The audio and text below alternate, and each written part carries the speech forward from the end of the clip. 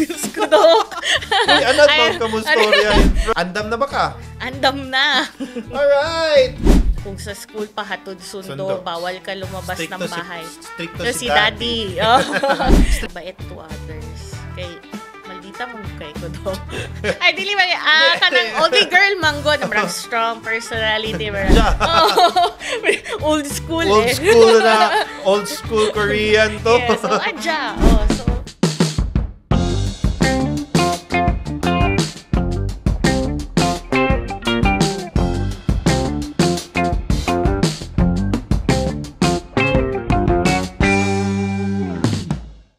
Hello mga ka-All Talks! It's another episode of All Talks of Life. At ngayon, grabe. I think our conversation with my guest right now, it's going to be not only inspiring, pero exciting kasi ang daming ginagawa ng babaeng ito.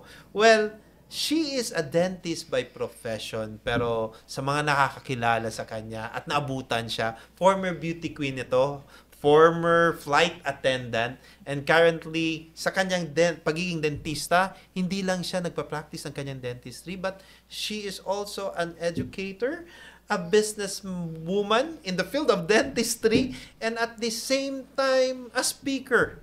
Pero ang sabi niya, every weekend, farmer siya, and an explorer of things in between.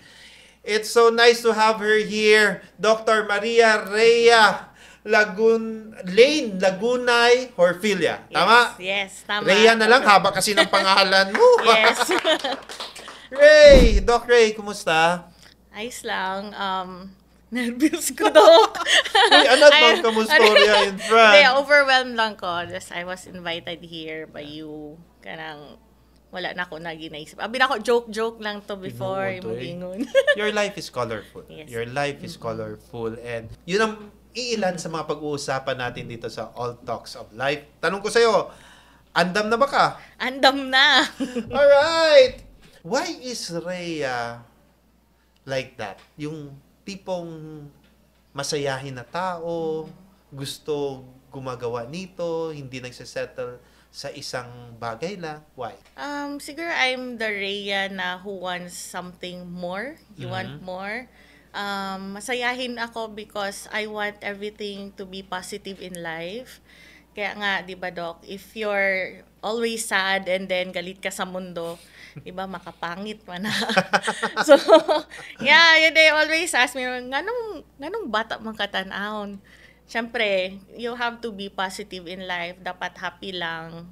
Maski dako na kayo mong problema, parang, sige lang, dapat kung positive ka, God will make kanang i-reward ka niya sa imong positivity. And then you're always on the go. I'm always on the go. I'm kanang ganahan lang ko ana gyud. Purag there's no time to rest, but if I rest kanang don't disturb me gyud.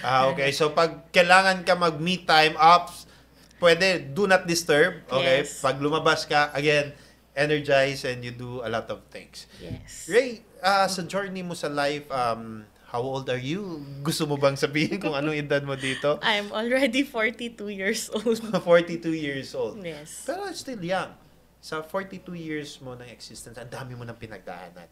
Well, a lot of people don't know it kasi hindi ka naman talaga sabihin mo yung superstardom, pero you have your share in the limelight dahil naging parte ka ng Mutya ng Davao. Yes. Diba? When did this happen? March 2006. 2006? So, yes, I was awarded as Pag-asa ng Davao or the third runner-up of Mutya ng Davao. Paano ka napasok sa mga pageants na yun? First talaga, sa ako ang journey as a pageant. Actually, mahiyain talaga ako. But since, di ba, sa Davao Medical School Foundation, we have this Philippine Dental Schools Association na mag-meet every summer or sem break. So, ang school that time needs ka ng, magsali ka ng representative as ka ng Mr. and Miss PDSA. So, from that, syempre, nag-start ko ato. And then, syempre, medyo chubby. I say, I have no idea on what to do. Kanang sa question and answer, ma-remember gina ako, what is your dream? My dream is, I want to be a dentist. Parang, hala, gusto mo to na-answer? Parang itong Little Miss Philippines. Diba? Kasi, yun na yung alam ko. So, na chance na since kanang Hiyas sa Kadayawan came in 2005, kanang si Tito Rich, nag-unsa sa ako na murag, uy, gusto niyo mo mag-join kanang Hiyas sa Kadayawan pag-screening daw, ana. So, very big help pod sa ako to murag, hala, sige, mag-screen daw ko, try daw na ko ni ana. Siyempre, wala ko di ko kabalo mag-modeling or unsa ba. So, it is nakasulod mang pug ko. Nakasulod ka sa Hiyas, di ba? Nakasulod ka sa parang top 12. Pag top 12 na nakay kwarta. ay, parang, uy, if you're, kanang that time ang God, Hiyas sa Kadayawan is mag-screening. Bala na kung basta taga Mindanao lang jud ka. This was the Hiyas ng Kadayawan before, hindi pa siya yung the strict one that you should have the tribe. Yes, oo. So, kanan, stepping stone pud to na ako siya. And then, from there, kanang, the next is nag-unsa ko, Mutya ng Davao. Because, sila na, ay, dili makapag-model, murag, diri man ka sa shy type na unsa sa Mutya na pageant. And then, yes, nakasulod jud ko ana daw. Kanang aside from the kanang mag-pageant ko, syempre, I was raised na kanang guarded gyud ko, like, kung sa school pa hatod sundo, bawal ka lumabas ng bahay. Stricto si Daddy. Stricta rin si Mami. Hindi naman. Si Mami, supportive si Mami. Supportive, pero si Daddy, parang no. Parang, unsa kayo, di ba, my uncle is, Nestor Horfilia is the director of Kaliwat. Tapos, ang iyang mga pag-umangkon, no. Hindi, bawal. Bawal. So, kanang, asa man ko, si uncle naman ni na siya naman. So kumbaga isugot lang si Daddy nimo because of your uncle. Isa pud na because he know the people behind the pageant, kay hadlok siya na murag ibaligya lang ka. So napudtoy ka ng natoy time na nag-down gyud ang business namo. So di ba pag dental student ka, you have to expensive. Yeah. Yes. Because kung gusto gyud nimo na makapasa, bayaran nimo imong pasyente para mo balik. So that time, so kung na-down ang imong family, so ang business sa family, katugid ang bread and butter sa akong dad na so maisip po nimo na eskwela pa ba ko or dili. Yes. So yon siguro sugot nang pod si Daddy na makaraket ko, matagan ko og di ba daghan na kay ta mga racket pag nakapasok ka na niyan for the whole year, mabibigyan ka ng racket ng hosting or just being here. Wala pang mga influential wala pa. Mga tayo influencers, wala pang influencers that time. So kayo yung So you said na that time saktong-sakto yung pag-join mo kasi that was the time na yung business ng dad mo bumagsak. And this I didn't know. Di ba? Kasi we all know naman Horfilia with your mom and your dad na kahit paano may kaya. And more than may kaya, talaga kasi atid sundo ka ma. Pero meron talagang mga points in life na you're going to have a struggle. And ito yung isa sa mga struggle ng pamilya. Tama? Yes. So, sakto yun. So, kumbaga, you were willing to stop during that time, Rhea? Naman, siguro, andam lang ko na marag, okay, maybe you have to lie low. Marag, nana, on the back of my mind ba? Pero, no, my parents did everything para masustain lang gihapon. Because, si Daddy kasi, medyo ma-pride siya. So, dili siya ganahan na muduol yun sa ihang mga siblings or So, with that, marag kami as a family na we have to change our lifestyle. Oo, Adjust the lifestyle. Adjust the lifestyle. Kung wala kay baon uli ka sa balay maniud to. Oh, so syempre meron kami sasakyan isa-isa. Usay mo ana ko sa akong friend, pero ko di mo sunduon. Okay, wala panggasolina. So, para you can pa ba kanang. And those moments were your struggles and challenge, and those were valid. 'Di ba? Grabe, no? All people see kasi because you're happy, you're positive na okay lang si Rhea. Hindi nagkakaproblema, pero meron rin palang struggle. Ray, yung pagde-dentistry kasi ang dami mong ginawa 'di ba? Like after nung naging mutya ka, like right after you graduated, hindi ka nag-board exam. Yes. Nagpasok ka as flight attendant. Yes, sa Cebu Pacific, right? Yes. How long yun? Ano lang. Nag-breach ko contract, Doc. So, wala na ako nahuman ng 2 years. Okay, Cebu Pacific, ayan. Ano na to? Hindi, Peace joke. tayo. So, nag-breach ka ng contract. Hindi mo tinapos 9 months. Yes. Okay, why? So, first, ang story gyud ana to, that's katong nag-Cebu Pacific ko after graduation, because aside from nag-graduating dentistry, di ba sa Manila lang ta board exam. So that time struggling nagaon sa reviving. Yes, recovering pa, yes. So parang for me mag-eskwela mag-unsa nako, mag-work nako. So mao sa to marag downtime sa to nako, and then so ikaw pa lang isa sa mga nagpauso ng gap year. Gap year, wag mo na mag-board exam. Have your life, joke lang. Hindi na. Then yun, if yun lang talaga yung time na ko nisugot ko sa invitation sa akong friend who is yan na mag-atomy sa Cebu Pacific na kadang that time na mag-apply. So, very lucky lang po ko siguro, Doc. Kay daghan kay me, like whole day, daghan kay me. Tapos, kanang nakasulod. Anak ko, mami, wala mo yun sa diya, backer. Uy, wala yun mi backer. Si mami mo nag-doubt niya. Nag-doubt yun siya. Ngano nakasulod ka? So, sige. Sabi, namagoy story ana akong mom na dili ganahan niyang family nami sa flying na work because his brother was a pilot. Yes, so na crash man good na siya before sa Nueva Vizcaya during like 60s. Yes, during 60s the 60s pa. so.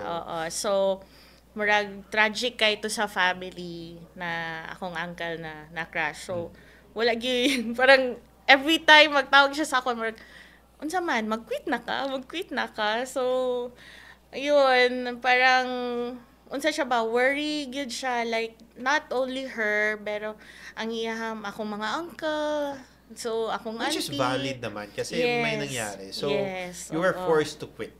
Yes, I was forced to quit. And then kato akong dad ging na nagyug ko ipaskwela ba ti ka og unsa dentistry para flight stewardess.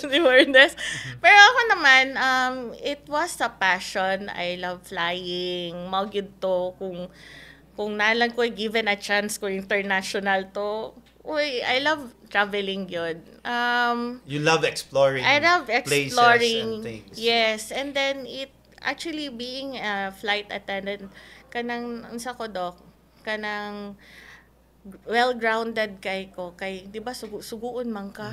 Tas ako ba sa balay manugo lang ba ako? Kay ikaw ba ang ate? Yes. Ikaw lang ang isa ka babae, di ba? Yes, or prinsesa. So dito murag suguon ka, parang kanang unsa ka kasab-an ka. So mas dito ka nakatuon og humility. Yes, humility, and then dapat plastic ka sa mga tao.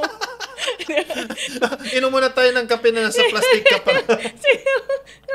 Ka-plastic ka. Plastic in a sense na you need to adjust kasi yes, hindi mo naman pwede awayin yung pasahero, di ba? Yes. Kahit na masungit siya or ano, di ba? Yes. And we have different characteristics and personalities. Pero True. maganda yun kasi that's part of your job, di ba? Yes, so sabi nga nila, we cannot sell anything, so you have to smile lang, good service and all. So it also helped me also right now, Doc. Katong nagsulod ko sa Cebu Pacific, it helped me how to be an employee. Because now, as a boss, kabalo ko unsa ang ma-feel as a empleyado.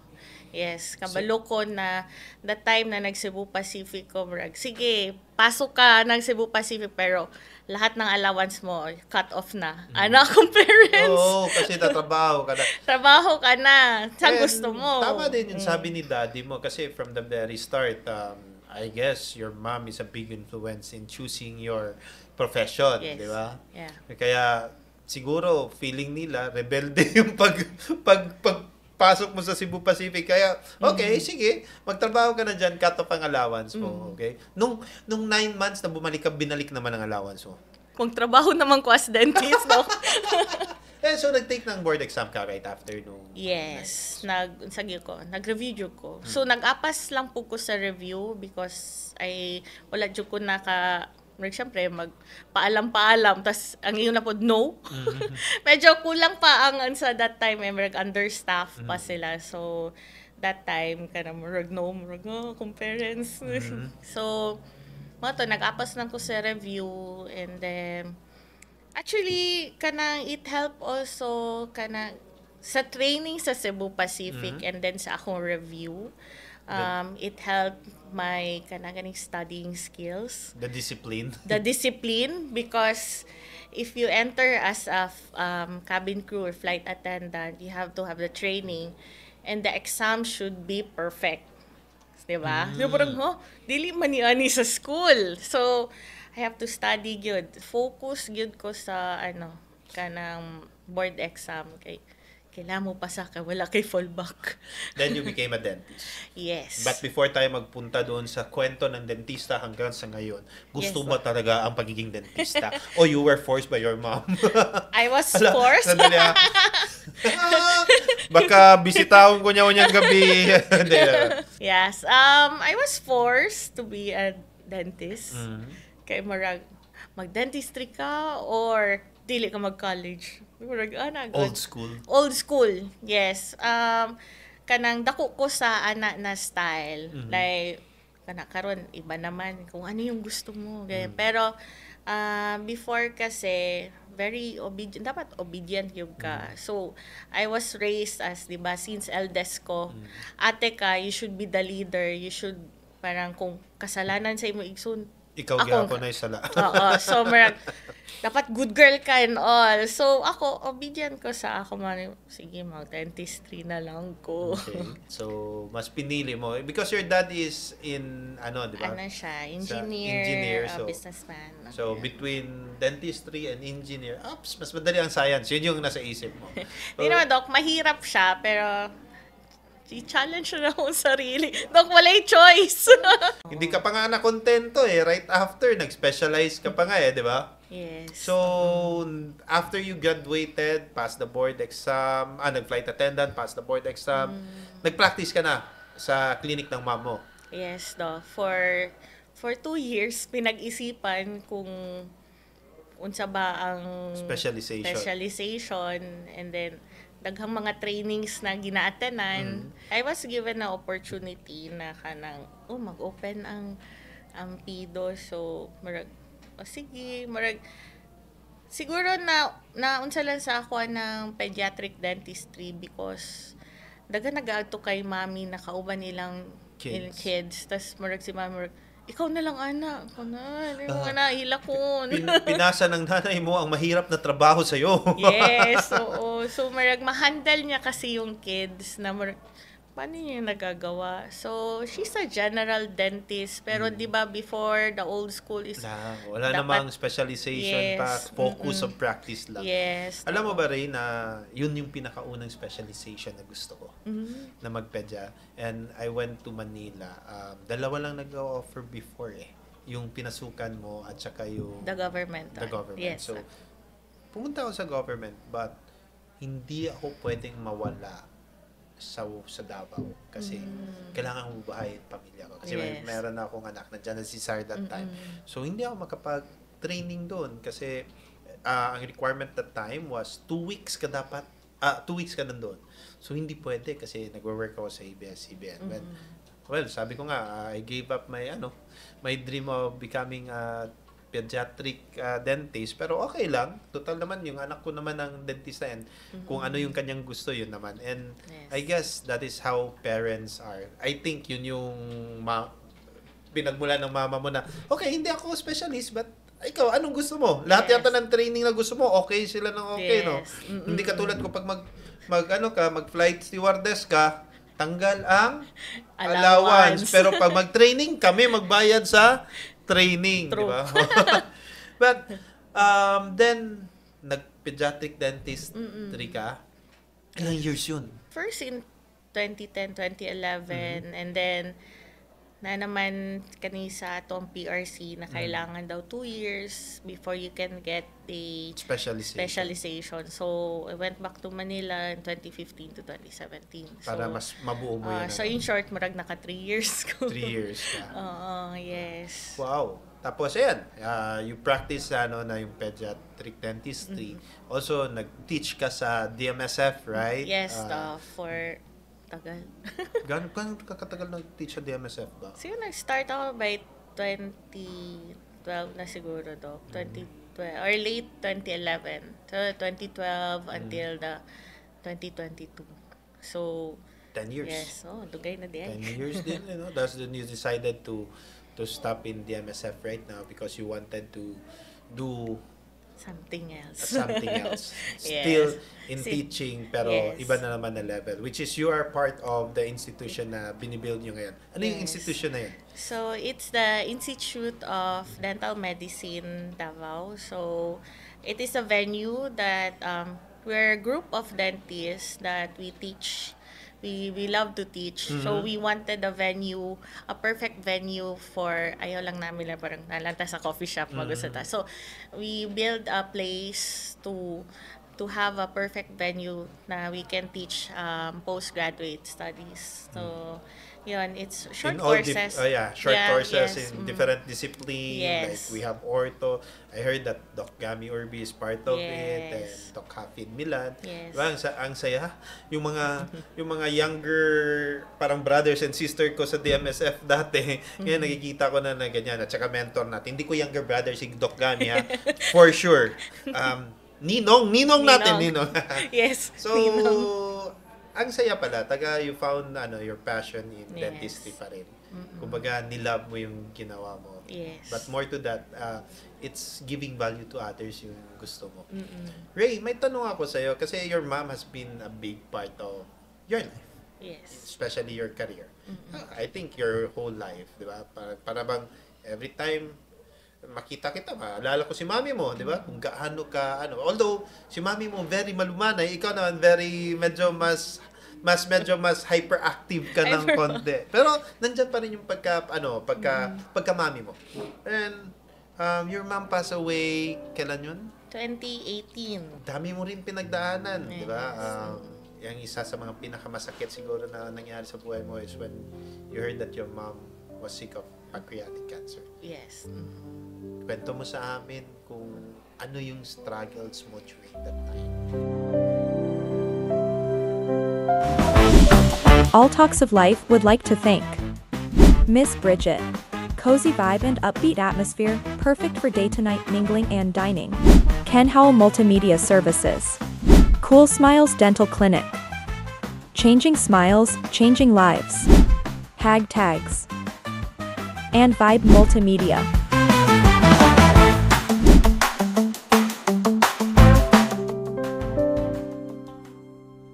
Kwento mo sa amin kung ano yung struggles mo during that time. Yung nangyari kay mommy talaga, it's kanang siya manggod murag ilaw ng tahanan and all. Murag sagid siya. She's the really light sa house. Kasi right after she passed away, di ba murag ang balay murag dili kompleto kung wala joy ang mom. So mothers are really different from dads. Di ba ang mommy kanang unikaon na ka ana ang mga daddy kasi parang kaya mo yan, you're already big enough. Pero marag mo to among na-miss na kanang kailangan breakfast sabay tayo lahat. Na-miss na mo to pagka-commander-in-chief niya sa amua. So how to keep you intact. Yes, oo, how to keep us intact. Murag ako as ate, murag lisod kayo na sundan kung unsa siya. Because my mom is a very strong woman. Wala gid ako siya nakita naghilak.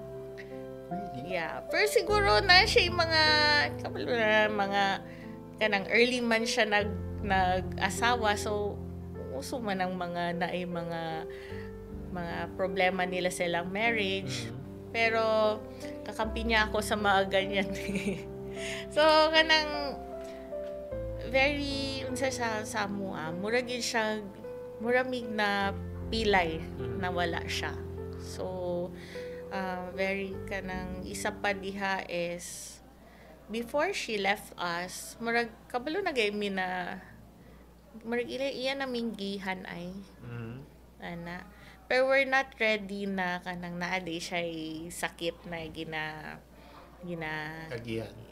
ginaagian. So kanang that time actually after I finish my katong fellowship, marag iyan nang gihatag sa ako ang clinic as a whole na ako na mag-manage and all.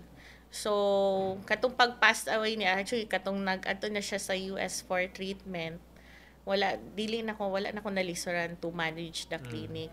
Di ba very active siya with the Davao Dental Society. That's why you are also active. I was also active, but when she passed away, wala gyud ko daw, di ba? Alam mo yun ang parang you were not, sabi ko nga, you were not the Rhea na yes, ikaw yun. oo. Maski, di ba, nasa tapad lang mong balay ang building sa Davao. So, aside from that, yung PDA also, parang, I don't like na kanaganing sorry, nag-loss imong mom. I don't like na ma-remember kung unsa tong wala na day si mommy, ana. So, we always remember her na siya tong nag-unsa lang. Mura lang siyang nag-vacation. Yes, oo. Yeah. So, very, unsa siya daw. Yeah, and I know you're very close to your mom, Ray. And sa lahat ng parte ng buhay mo, nandyan talaga si mama mo. Ano yung mga values na masasabi mong galing sa kanya na nili-live up mo ngayon? Yes, yung value yun ako sa iya, Doc, is you have to be kanang mabait to others. Kay maldita mong kay ko do. Ay dili ba kanang only girl manggo na marag strong personality, marag pero minimo ginaaway mo igsuon, marag ayaw ana or maalam niya na kanang bata pa ka marag nakay kaaway, like ayaw na awaya kay ana ganon siya ba, you have to control your emotions. Ana, that's why kanang halos tanan walay suko sa iya ha, she's very kanang unsa siya kanang dili siya mo panig. Yes. Very neutral. Very neutral, easy to very pleasant, yes. Very neutral yan talaga. Oo, magin na siya. And I could imagine it, Trey, no? Tama yung sinabi mo. Kasi kung fully yung ikaw lang ng ikaw, tama yung sinabi mo, maldita ka man yun, di ba? Kasi that Rhea side, maggawas na siya kung naimuaway sa imo, di ba? Yes. Pero, di ba, kumbaga, the values of your mom will always remind you na, ups, hindi pala dapat. Di ba? Kaya nga, sabi mo, ay plastikan, pero yes, yun talaga dapat ang way. Hindi naman pwede maging maldita ka sa lahat ng tao, yes. di ba? So, yes. It's like humbling you. Tama? Yun yung lalo na nagatanda tayo. Kahit pa paano, di ba, ma-realize mo na, okay, hindi natin makontrol ang ibang tao, pero makontrol natin ang ating sarili. Yes. Wow, no? Grabe. Ray, you've struggled, yung hardship nyo sa pamilya, others might say na, hindi naman ganyan kahirap. Yes. Pero that's real struggle sa iyo. Tapos, Yes. you struggle with marriage. Tapos, mas grabe yung pinaka-struggle talaga yun si mama mo talaga. Yeah. During the time na naalagaan mo siya when she decided to come home. Yes. So, ano yung moments na, sumunod ka ba sa US?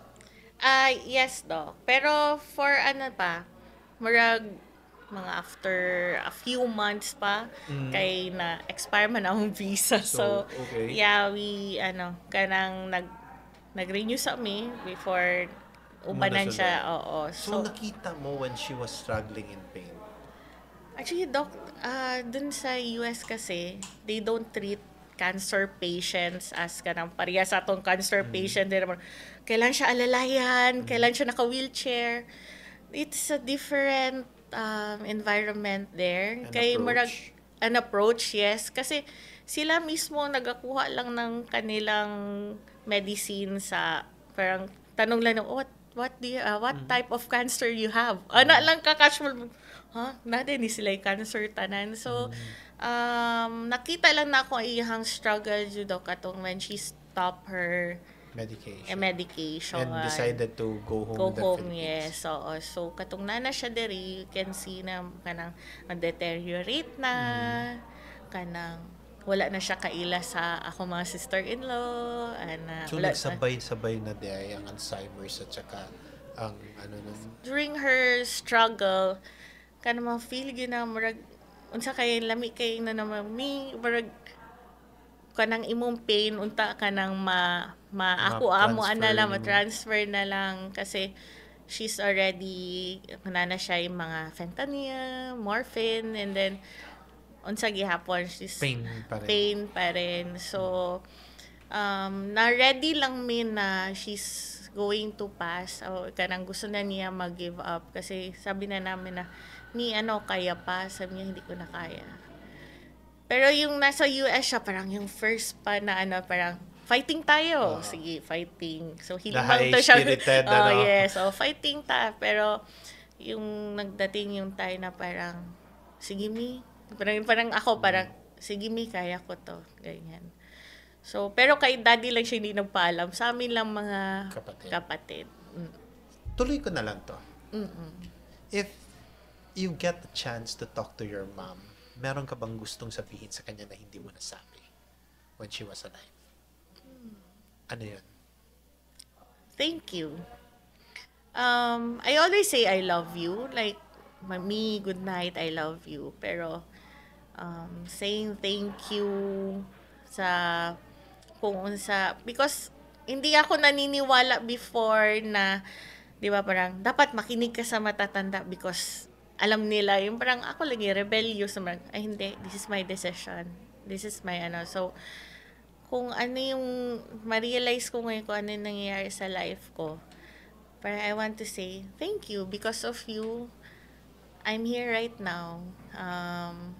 Lahat ng lessons na you taught me, kanang na-apply na ko. So, yun yung daghan ko mga regrets na sana nakinig ako sa'yo before. Ganyan. Pero, what if obedient yung ko all the time? Unsaon na pud na ako maging street smart, marag-ana God. So, unsaon na ako maging resilient na tao if I don't fall?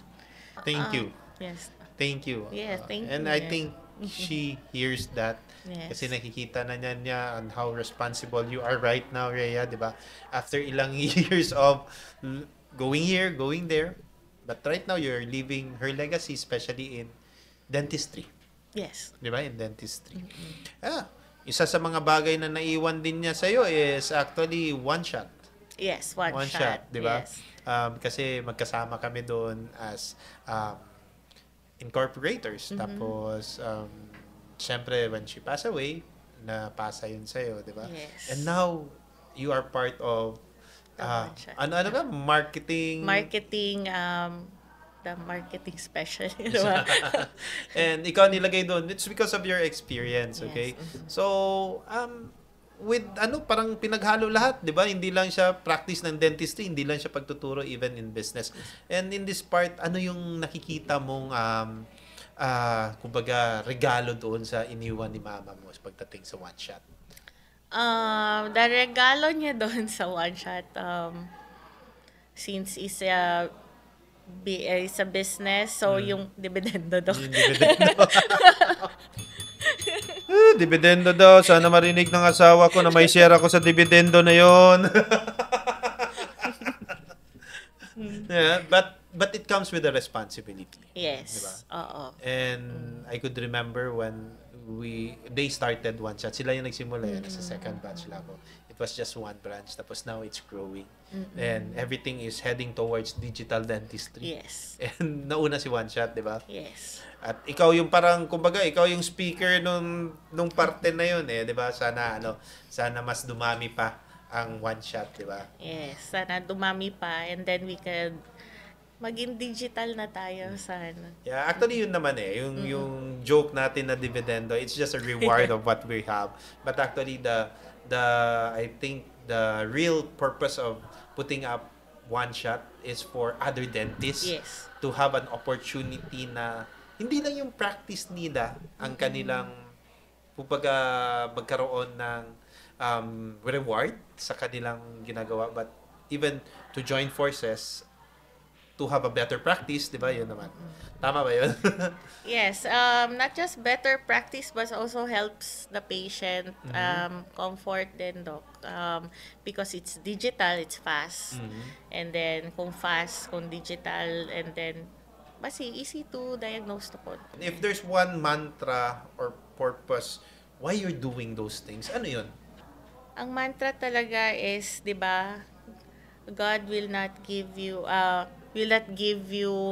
ano yun? That you cannot do, or God will not give you something that you can't do. Parang ganon. So, maybe it's a open opportunity na marag gihatag na si mo, or you meet that person, you meet this group. Maybe they have a purpose in your life.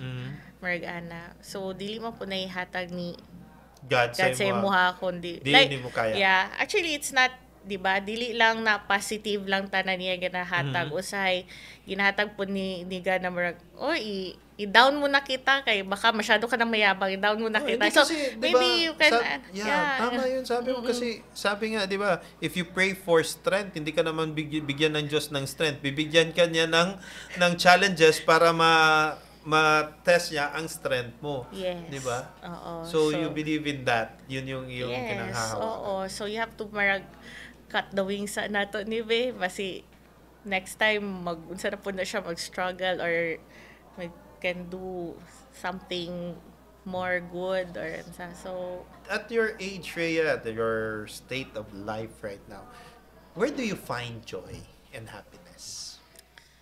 I find joy and happiness. So lang, Doc, Netflix and Netflix and chill. Netflix and chill and weekends on the farm. Yeah, Doc. I find joy when I see my staff.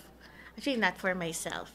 When I see the people around me, they see actually, yung first talaga, yung staff ko around me, yung people who are working with me, na wala nag-struggle. Kanang, unsa sila? They grow. Kanang, dili lang sila nalang sila sa obot. Oo, sa stagnan. Nag-grow po sila because of me. I understand you kasi yun ang ginawa ng nanay mo sa iyo, di ba? Yes. Yung kanyang mga push, di ba? Yes. And, para maging ma-asenso kayo. 3 life lessons that you want to share where other people, lalo na yung mga new generation, yung mga Gen Z natin, that could learn from you. Kasi, like yung life mo nga hindi ka straight Hindi ka straight na dentistry, dapat tapusin mo to, mag-practice ka, di ba? Nag-join ka ng beauty pageant, na gano'n ka. Ano yung life lessons na na-learn mo doon na pwede mong i-share? So, first is you have to be resilient. Di ba? So, if you're not resilient, kanang luwi ka. You have to kanang bangon agad, 'di ba? Kay laban lang, fighting. Fighting adja. 'Di ba adja? old school Old school Korean to. Yeah, so adya. So dapat fighting lang because sa parang saan ka babangon.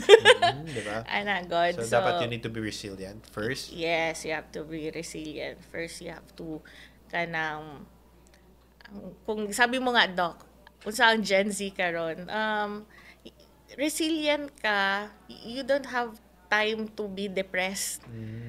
Kana imong kung na-fall man ka, maybe there's a lesson with that. Or ngano man kung wala man ko, nganong na-deny man ko. Ana ba? So siguro from that, you have the lesson and then you have to kanang laban pod. Bangon na pod. Baka pwede nating gawin ito. Number 2. Personal growth. So, kung dili lang sa Gen Z, para po sa mga old ones na kanang gusto na lang na, diri na lang ko. Okay na ko, happy na ko, ani. Don't be stagnant. Don't be stagnant. The world is different now. Kung dili ka techie, try to be techie. Hindi naman maging full techie, but at least learn to be. Yes, oo. So, not just, dili lang ako, growth is, since I'm a pediatric dentist and I give naga-speaking engagement ko, Doc. So, I love kanang naga-attend kong mga seminars. I love, naga-attend. Usay naga-read kong journals about my specialization. Pero, wala lang ko, karon manggod, usay kung ma-board manggod ka sa mga bata na pod ako ang usa. So, unsa lang ko, usay masiwil lang ko mag enroll daw ko ani kay murag lingaw lagi ni. Ganon ako daw, I don't stop learning because kumbaga don't stop learning in general in life. Yes. Learn what you can learn. Yes. Not only in your career, in your profession, but even in different sides of life. Nakita ko nga rin, grabe ka, nagpo-pole dancing ka rin. Di ba? Yes, Doc. So, learn everything what you want. Na siya, bago lang na siya to. Kana akong pole dancing. So, it's part of personal growth. Yes. Resilience, personal growth. Sabi mo nga sa resilience, if you fail, there is a lesson, and sa personal growth, the world is different. Try to adapt. Yes. And the third one is, you have to be grateful. So, you have to be grateful not just on positive things, not just on the kind of negative things. Grateful ka sa tanan. Uy, nga nahitabo mi sa kwa. The good and the bad. The good and the bad. Parang, sige na lang, hatag ni Lord kay kaya na to ni Ana. So, yun na lang lagi iniisip ko. Pero, downtime na murag makaanak ka na. Murag, nga naman hindi man ako kaya. Pero pag itulog lang na ni mo, pagkahugma, murag, sige, himo na ni na ako. Kaya nga, dami mong ginagawa, masaya ka naman dun sa ginagawa mo, di ba? And sabi mo nga, resilient, personal growth, be grateful. 42 ka na, bata ka pa, compared sa akin. Pero ano pang gustong abutin ni Rhea? Gusto ko abutin now, since I'm a new farmer. Napamana po na sa akong mom, ang farming. Syempre, ni Agita og COVID, food security is very important. So, kanang mo na ang gusto na ko slowly develop sa farm na mo na food security. Pero, syempre, struggle gihapon because I'm not born a farmer. So, kanang mga challenge, yes. So, kasi hindi siya natural pa as of now. Yes. True. And then, kung ang mga plants manggodo, pag ibigay sa'yo. Kasi, ang sabi nga nila, weather lang. Tama ka rin. Pero, okay, sige. Ito tanong ko sa'yo. Nag-mention ka ng plant. Yes. O, kung ikaw isang plant, punuan or fruit, ano ka? Wala na. Nakoy gusto na. Maybe I'm a coconut. Coconut. Di ba, Doc, ang coconut, taas kay siya. daghan ang coconut tree tanan kung imo siyang putlo ay kung asa gamiton nimo siya Why masayang? Why masayang? Naaoy. Sa man Ang hak-hak. anong hakak? Katong ginasakaan gani. It's a joke, it's an old joke. Pero totoo 'yun. Walang masayang. Walang masayang. So bakit mo ni-relate 'yun sa sarili mo? Because I'm always on the go. Yeah, sabi mo nga, I'm always on the go. Walang masayang. If somebody asks me kanang to do something na dili na ko kaya, I will try. Ana. Lisod mag-no. Pero ako manggod, wala, gusto na ko mag-try of new things kung kaya lang. So just like a coconut, ang iyong sinasabi is, ayaw mo masayang. Ayaw mo masayang ang buhay mo. Yes. And you want to live it fully. Di ba? Tama yun yung ano. Well, para matapos na to, nag-mention ka na ng resilience, tanggalin ko na yung growth, gratefulness. 2 more words na naiwan dito. Happiness, tapos na rin eh. Isa na lang, purpose. Okay. What is your life purpose? So my life purpose maybe is to give joy to other people, give inspiration. For me, outside you can see I'm always happy. That means na dili siguro the right na kanang correct, bad mood tayo for today. And then that person like, correct, bad mood ko ganina or karon or nag-away mo sa imong friend or what, dili nimo kailangan ipasa sa uban, like mao na akong life purpose. Unsa po same as my mom na you have to be neutral. And then yun, you have to be positive in life always because the world is negative na. So kung negative ang negative ang world, you need to be positive para mahimong neutral. World peace. World peace. Again, my final question to you, Rhea. If you are going to make world peace, how will you do it? Joke lang yun. But Ray, it's nice talking to you in this way kasi normally nagkikita naman tayo pero iba lang yung pinag-uusapan natin. But a deeper you, understanding why you are Rhea na nakilala ko, and maybe other people na nakikita ka, mas naintindihan ka nila. Bakit ganun ka? Bakit nakasmile ka? Bakit paminsan tahimik ka? And in the end, ang na-share mo, grabe, very powerful if they look at the lessons that you have shared. Sabi nga nila, una yun, failures have lesson. Tapos, sabi mo, always be positive and don't forget to cherish every lesson of the people around you habang nandyan pa sila. Pero may pa yan, Doc. Ano pa? Sige nga, dagdagan mo last. Prayers will always save you. Yes. And that is yeah.